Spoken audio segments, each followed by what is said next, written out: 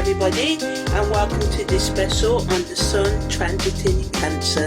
Okay, so the Sun is in Cancer from the 16th of July at 5:49 a.m. until the 16th of August at 2:15 p.m. when it goes into Leo, so all times are in GMT times, and all interpretation is based on Vedic constellational astrology. So yeah, Sun transits in astrology highlight themes of our self-expression, creativity and leadership. From an astrological perspective, the Sun in Cancer signifies emotions, family, nurturing and sensitivity. So positively, this transit can encourage us to connect with our emotions, strengthen family bonds and focus on self-care. On the flip side, it may make us more moody or sensitive to criticism. Practically speaking, this period is an ideal time for home-related activities such as redecorating, spending quality time with loved ones, or focusing on self-improvement projects. However, it may also lead to feeling overly emotional or clingy towards loved ones, causing conflicts. So in terms of how it's going to affect us all on the worldly, materialistic level, it highlights matters related to home, real estate, healthcare, security, and all professions that involve nurturing, actually, so care work, stuff like that. So it just allows us to grow in these areas, but it can also bring to our attention our insecurities or a desire for comfort and stability, because we feel insecure, so we can be clingy, as I said earlier. So on the political front, this placement may affect policies related to family welfare, healthcare and women's rights. Governments or leaders may focus on issues concerning emotional well-being, social services and domestic affairs. Spiritually and esoterically, the Sun's transit through Cancer invites us to explore our inner world, connect with our intuition and dig into our subconscious mind. It encourages introspection, healing, emotional wounds or spiritual psychological ones, and seeking emotional fulfillment beyond materialistic desires or external validation from products, services, drugs, alcohol, intoxicating substances, etc. So, this energy can really be used for spiritual growth and deep healing if you're open to it. From a psychological perspective, the Sun in Cancer encourages people to focus on their emotional well-being and inner security. Cancer is a water sign, known for its nurturing and protective qualities, as I said. So we may find ourselves more in tune with our feelings or those of people around us, or just in tune with the world around us. And we may just seek comfort from things we are familiar with. So this could be food, friends, lovers, games, habits, whatever. Symbolically and creatively, it can inspire a deeper connection to traditions, as the Sun in Cancer has a strong connection to family and home. So it's good for exploring creative plans related to domestic matters, such as redecorating or cooking a traditional family meal that or a new meal, just spending time thinking of new ways to share time with yourself or those you care about. So the nurturing energy of Cancer can also spark a desire to express ourselves through art or other forms of creativity that tap into deep emotions and memories. Due to the increased sensitivity and empathy towards others. So this period is ideal for introspection and exploring your emotional world, and if you do this, it allows for healing and growth on a profound level. So now I'm just going to sum up the overall positives and negatives and best use of the Sun in Cancer. So the Sun in Cancer increases our empathy, our intuition, and we may want to give and receive more nurturing and other affections right now. Negatively, we can be overly emotional in our responses. We can have mood swings. People can be on an emotional roller coaster, and this can lead to irrational behaviour. There can be a tendency towards clinginess and overprotectiveness, possessiveness and jealousy, etc., and which can strain relationships if boundaries are not respected.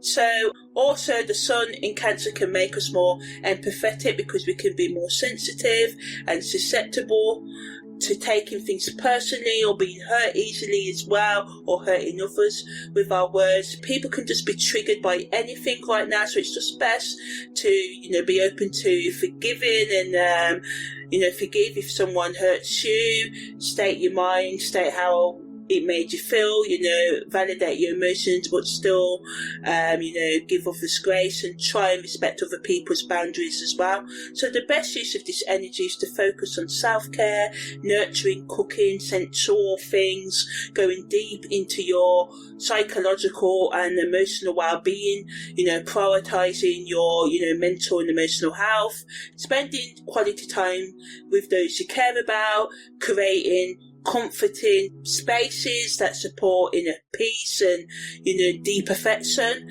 and using the nurturing energy of this transit can help you deepen your emotional connection with yourself and others, and address unresolved feelings and issues. Also, it can allow you to tap into your intuitive side, and this can help you use a blend of logic and emotion, your intuition, to make more fulfilling decisions and have more positive outcomes. But be mindful of, overall emotional responses and clinginess, and make sure you try to use awareness, read the room, set healthy boundaries in relationships, and be conscious of not letting emotions cloud your judgment. And this is how you can make the best use of this energy. So now I'm just going to talk about the aspects that the sun makes when it goes into Cancer this year. Okay, so the sun makes a sextile to Mars. So this aspect brings harmony between your ego, which is represented by the sun, and assertiveness, which is represented by Mars. So this energy can increase our confidence, make us more motivated and productive, but there can be a tendency towards impulsiveness if aggression is not channeled constructively. And also the sun makes a semi-square to Jupiter, so this can lead to increased optimism, growth opportunities, and a sense of expansion during the month that the sun is in Cancer. All of these aspects sort of flavour the whole, the whole period. So yeah, but negatively, there can be a risk of overestimating what we can do right now. We can take on too much, and this can lead to us kind of overspending, doing things to excess, drinking too much, taking too much drugs, having unrealistic expectations. So it's important to sort of balance our enthusiasm with being practical at this time to avoid disappointment, or us being irresponsible and kind of blowing up our whole house right now.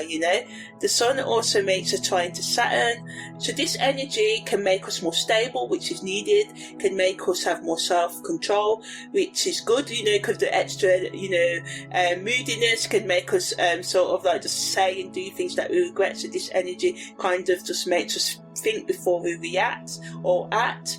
Negatively, we can be too inflexible, pessimistic, doomer, everything's gonna be crap, there's nothing I can do, and you can have a resistance to change if you don't open up and be a bit flexible right now. So it's best to be adaptable. The sun also makes a sextile to Uranus, so this energy can bring sudden opportunities or kind of unexpected events. It can make us want to grow more and kind of be more independent, but because we can sort of just want to do what we want to do, ego can get in the way sort of thing, in terms of we can be okay, ego can sort of nice, I want to cook for you every night this month, or you must do this with me every night this month, not letting the other person breathe or having a say way, you're trying to kind of like micromanage everything. So, it's sort of like best to balance you being spontaneous with you kind of being stable. And although there can be a tendency towards you rebelling, if you don't use this energy wisely, just do all your best to bring change and maintain a sense of grounding to make the most of this energy. The Sun also makes a trine to Neptune, so this can increase our creativity and compassion and allow us to be more spiritually open, as it encourages us to have more empathy, be more creative in our expression. So it's a great energy to use for your creative projects and spiritual development. Negatively, as always with Neptune energy, it can make us want to escape and numb ourselves, especially for experiencing pain at the moment or confusion. So we may, overindulge in intoxicating experiences or substances right now, as we may struggle to see things clearly, or we may just be overly idealistic, and this can lead to misunderstandings and delusions, ignoring red flags, being manipulated. So check facts and try and do all you can to ground yourself. The Sun also makes an opposition to Pluto, so this allows us to self-reflect at this time, but it also adds to the conflict and power struggles and us kind of feeling vulnerable and lacking trust, and also adds to the fact that, people may have hidden agendas or manipulative tactics to get what they want right now. And check all details, trust your gut feelings, ask someone for advice if you feel like you can't trust your own feelings or opinions right now. The Sun also makes a square to Chiron, and it also adds to the empathy we can have for ourselves and others, and the emotional healing we can experience, and us being self-aware, but this increasing us being vulnerable can just make us, add to us feeling overwhelmed and sensitive to what we feel as criticism, because as I said earlier, people can trigger each other right now under this energy. Also, the Sun makes a square to the midhaven, so this adds to the tension, but also wants us to, self-examine ourselves and supports us in doing that. There can be a kind of like conflict right now between our personal ambitions and what people expect us to do, or our routine, our deadlines and obligations to work or family, lovers. But this energy wants us to reassess our goals and how they align with our public image or our career path. So positively, it can serve as a sort of like catalyst, forcing us, pushing us to redefine our life direction and assert our individuality. And by confronting challenges head on, you have the opportunity to shine brightly and make a lasting impact on your chosen path. But it's important to, navigate this period with courage and resilience, facing any power struggles or control issues that may come up with a sense of self-awareness, forgiveness, empathy and love. By acknowledging your vulnerabilities and past wounds, you can address any insecurities or sensitivities that can come to the surface at this time. Also, at the time of the Sun going into Cancer this year, there is a Grand Trine which happens between the Moon in Libra, Saturn in Aquarius and the Sun in Cancer, and it has a 21% orb. A transiting Grand Trine in astrology refers to a planetary alignment where three planets form an equilateral triangle in the sky, so kind of looking like a pyramid sort of, and this aspect is considered to be a positive one, harmonious, and represents a flow of energy between the planets involved. So positively, Grand Trine can increase our creativity, natural talents can come to the forefront, and they may give us a sense of ease and harmony in all areas of life represented by the planets involved. So a transiting Grand Trine can signify a period of good luck, abundance and opportunities for growth and expansion. But negatively, a transiting Grand Trine can manifest as complacency, what's not caring, taking things for granted. Because a Grand Trine can, run so smoothly, it can lead to a lack of motivation. And although we may hate pain, suffering, rejection, heartbreak, often if we read, many stories, people say it's these kind of situations that gave them the kind of push to make changes in their lives or improvement. So a lot of the time we need these kind of, hard aspects like oppositions to push us out of Grand Trine energy. So yeah, Grand Trines can make us excessively indulge in the positive traits of the planets involved in the Grand Trine, and this can result in us missing important opportunities or just missing the chance to grow. So yeah, in astrology, Grand Trines are seen as positive aspects, bringing abundance of good energy to the transits they're involved in. But negatively, because it can just make us feel good, we can lose accountability and ignore our responsibilities if Grand Trine energy is not balanced out by other aspects. So in case of the Grand Trine that happens when the sun goes into Cancer, we see a blend of emotional sensitivity that's represented by the moon, structured discipline and karma, which is represented by Saturn, and nurturing qualities and self-expression, which is represented by Cancer and the sun being there. So this combination can create a sense of emotional balance, responsibility and caring leadership.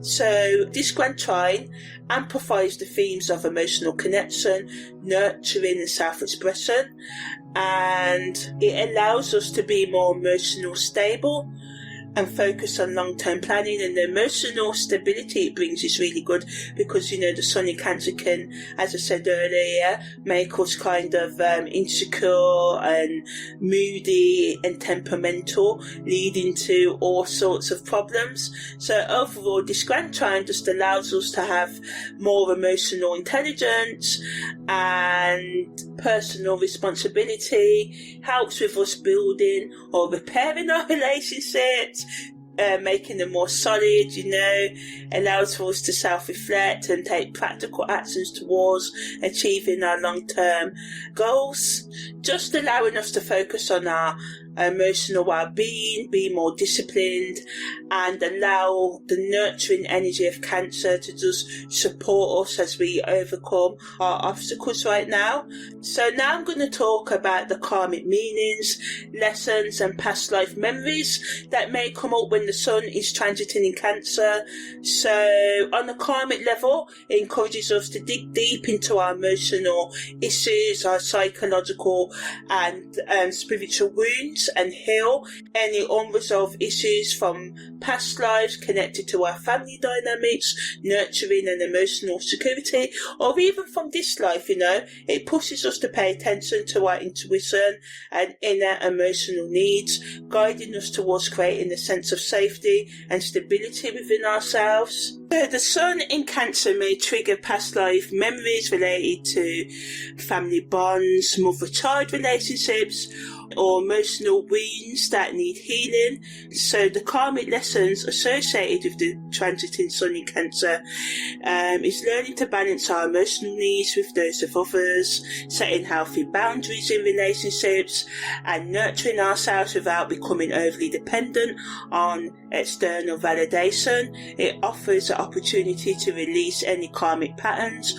or attachments that no longer serve our highest good, paving the way for emotional growth and self-healing. Also at this time, some of you may have strong dreams and past life memories that come up with themes of empathy, sensitivity and intuition, and those who resonate with these memories may have been highly empathetic individuals in past lives or early on in this current lifetime, capable of understanding and connecting with others on a deep level.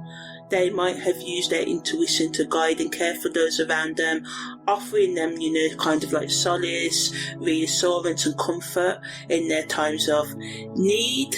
And, as life gets up, we can become more and more emotional cold. And yeah, you have to protect yourself. I protect myself emotional all the time, but what I don't do is let people cut me off from my sense of love, my self-love. Like, they may cut off their love for me, but they don't cut off my, source of love completely, which when we kind of, love in a way where we just kind of expect the other person to give us everything, and we don't care about ourselves, or we don't focus on ourselves because we're just programmed, to look for our other half and stuff. But yeah, I do believe in soulmates, other halves and stuff, but I believe that what we're really searching for is the other half of us, and a lot of us neglect the part of us that inner child, or the traits when people might have said in our childhood or early adulthood or any time in our life that we're not good enough, or we shouldn't do this or that. So this is why refining yourself and looking at your own personality traits, your weaknesses and strengths, and just realizing that we all have strong points and weaknesses, and weaknesses are only weaknesses because we often just neglect them and we're not aware of them, or we ignore management of them. If we learn to manage our weaknesses, I've learned that we can sort of just live more in peace within ourselves, and when we're in more peace within ourselves, we can be more at peace with others. So yeah, also during the Sun transit in Cancer, you may experience vivid dreams, synchronicities, flashes of insight that offer glimpses into your past life or future life, or just some other valuable information that you need right now. And any experiences like this that you have right now when the Sun's in Cancer act of sort of like signposts guiding you towards understanding the karmic lessons you're meant to learn during this transit or your lifetime, or this period of your life. And by embracing being vulnerable and allowing yourself to feel deeply, this can lead to profound healing and transformation, helping you to break free from old patterns that no longer align with your soul's evolution, or with you finding your emotional, psychological and spiritual stability. So now I'm going to talk about how the Sun in Cancer can affect our relationships in more depth. So in terms of family relationships, as I said, it can encourage deeper bonding and us supporting each other, and this can lead to greater understanding among our family members or those who we love. It's an excellent time to address any unresolved issues or strengthen family ties through open communication, but negatively the increased emotions can get in the way, and the moodiness can cause tension and just add to the misunderstandings. So it's essential for family members to be mindful of each other's feelings and practice patience, empathy, active listening to sort of like avoid conflicts. In terms of friendship, it can increase friendships by emphasizing loyalty, intimacy and emotional support among friends. It can deepen existing friendships or even bring new emotionally fulfilling connections into our life. It's a time when sharing feelings and providing a listening ear can strengthen bonds, but on the downside, this can increase emotional intensity during this transit. That can lead to increased sensitivity within friendships, and this can cause misunderstandings or conflicts if not handled with care. So it's important to communicate openly, express our feelings honestly, and show understanding towards each other's emotions to maintain harmonious relationships.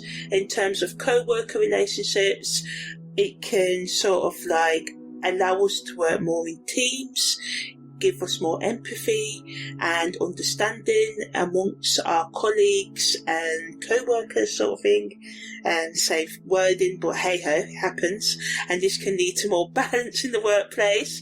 It's a great time for collaboration, offering assistance when needed, and just creating a sense of friendship. But negatively, again, the moodiness can get in the way, and this can get in the way of productivity, adding to the tension. So it's just, important to just try and respect each other's boundaries in the workplace so everything can just sort of like run smoothly. Communicate openly. Try and apologise if you're in the wrong and accept others' apologies. For those in committed couples, it encourages you to deepen your connection, express your feelings openly, and create a more cosy, homely environment within your relationship. So it's a good time to strengthen your bond through date night, intimate conversations, heartfelt gestures, poetry, acts of kindness towards each other. Negatively, the increased sensitivity can just get in the way again. Partners can find themselves triggered by small issues, leading to misunderstandings, so it's important to practice empathy and effective communication. Actively listening, creating a safe space, saying sorry when need be. In terms of hookup relationships, there can be more of a desire for emotional intimacy and connection over physical intimacy or just more sensuality, and this can lead to meaningful interactions, leading to deeper conversations, increased vulnerability, and the desire for genuine emotional depth.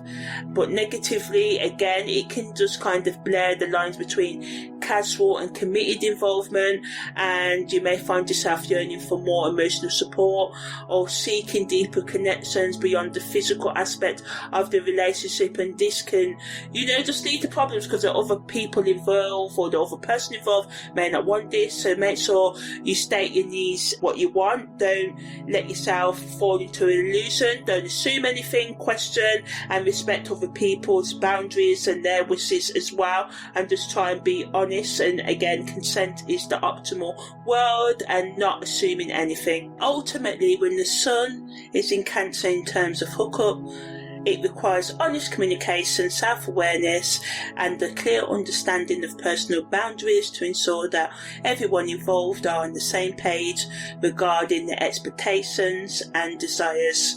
For those who are single, it's a time to look after your well-being and a time of deep reflection, allowing you to connect with your innermost feelings. But negatively, you can feel more lonely and long for romantic connection, especially if people around you place emphasis on being in a relationship. You can just feel like, I'm alone right now, nobody wants me or whatever, and you can just feel more aware of you being single, and this can lead to a sense of isolation or yearning for companionship. For those in self-partnered relationships, it can strengthen the bond that you have with yourself. It's an ideal energy to practice setting boundaries and creating more peace within yourself. It encourages you to prioritize your emotional needs and develop a sense of self-love and acceptance. So, nevertheless, the transit of the sun in Cancer can stir up unresolved emotional issues or insecurities, and this is challenging you to confront and work through any lingering inner turmoil, conflict and chaos. And this process can be both healing, cathartic and demanding, and it requires a willingness for you to dig into your personal vulnerabilities and past wounds for healing and growth. So now I'm just going to talk about how our career, personal and spiritual and educational development can be positively and negatively influenced when the sun's in Cancer. So ultimately, in terms of career development, it can lead to us being more in touch with our emotions, being more creative and innovative at work, and this can lead to better decision making and improve relationships with colleagues. But negatively, the emotional sensitivity of this transit can make you take things personally or become too overly protective of your ideas and not share them with others, and this can get in the way of teamwork and open communication in the workplace, and this can slow down progress. So just try and be as open as you can.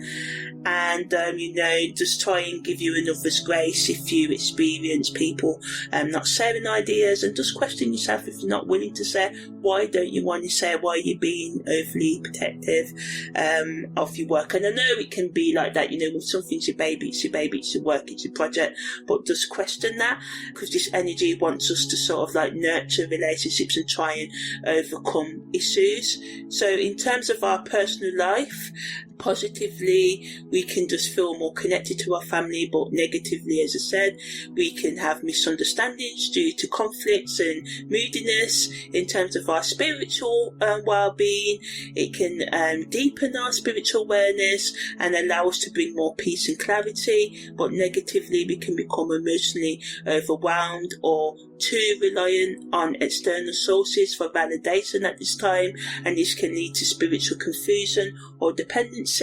So just, it's good to use our spiritual tools, tarot, angel numbers, whatever you use, I can't think of things more things right now. Other tools, meditation, even tapping into the psychic world and stuff. But ultimately, the journey of whether we're going to go down the philosophical, psychological, spiritual route, but in terms of spiritual development, it is to become reliant on you. External teachers, any tools from outside of you are just, signposts for you to get to trust in your own inner intuition. The goal should always be for you to be sovereign over your own life and to direct yourself. In terms of our educational journey right now, it allows us to bring more nurturing into our learning experience, and we can just find ourselves more receptive, open to new knowledge and able to connect with subjects on a deeper level and creatively solve problems. But negatively, we can be more sensitive to criticism or academic pressure, and this can lead to self-doubt and insecurity. So it's important to stay grounded and maintain a healthy balance between your emotions and looking after them and going after your sort of like academic goals right now. So now I'm just going to finish up for the best things for us all to do when the sun's in Cancer. So creatives, again, just use this energy to really tap into your creative projects and use your intuition. Professionals should use this energy to create harmony in their work environment. Entrepreneurs should use this energy to listen to their gut feelings and trust their intuition when making business decisions. It's a good time for you to focus on building strong foundations for your current or future ventures and connecting with customers on a more personal level and connecting with yourself on a more personal level as well. Alternative healers can harness, use this energy to promote their overall well-being and support their clients in doing so, and help your clients and yourself in matters relating to your feelings and past traumas. It's a good energy to explore new techniques and deepen your existing practice through intuitive insights and just working with your intuition and feelings. Lovers should use this energy to strengthen their bonds and talk openly about their feelings, and creating a good environment, nurturing, supportive environment for your relationship to flourish, to grow.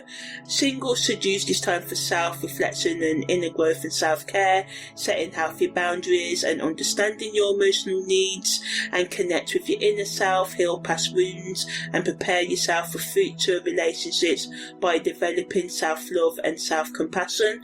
Those who are self-partnered should just really focus on deepening the relationship with themselves, especially when it comes to your self-worth and value and esteem, and just focus on creating a loving and supportive inner environment that promotes growth and self-discovery.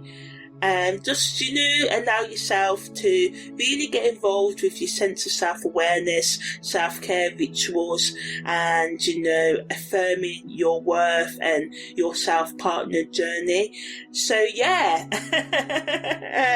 that's the end of all of that. So thanks for listening, guys. If you like my content, please share, subscribe, and comment if you can. And, yeah, take care. So that's the end. So yeah, that's it. That's the end of this special on the transiting sun in Cancer. Take care and see you next time.